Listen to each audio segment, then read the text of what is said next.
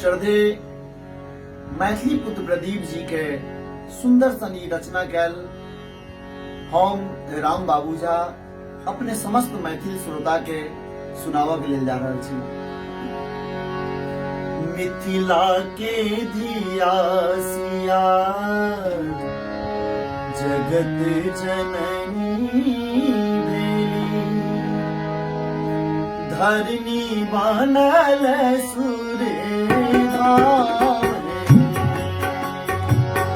मिथिला के धिया सिया जगत जननी भेली, धरनी बनल सूर्य धाम।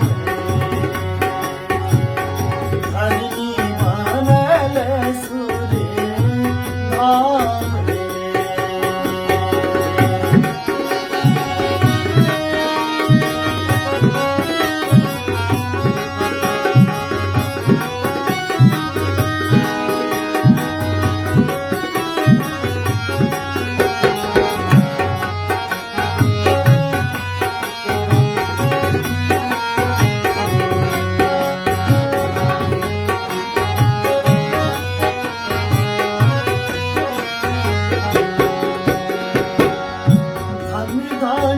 मिथिला भूमि घर घर ऋषि मुनि, धन धन्य मिथिला के भूमि घर घर ऋषि मुनि।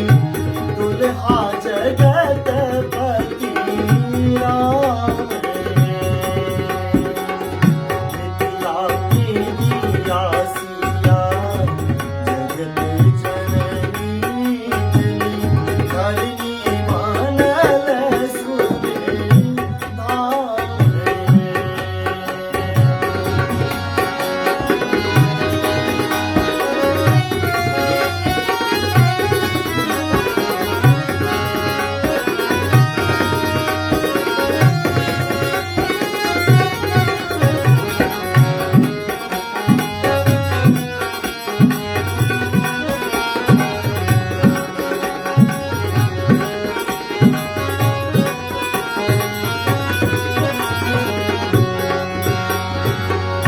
कमला बहती जतै जीवछ रहती जतै, कमला बहती जतै जीवछ रहती जतै। कोशी गंगा गंडक बलान,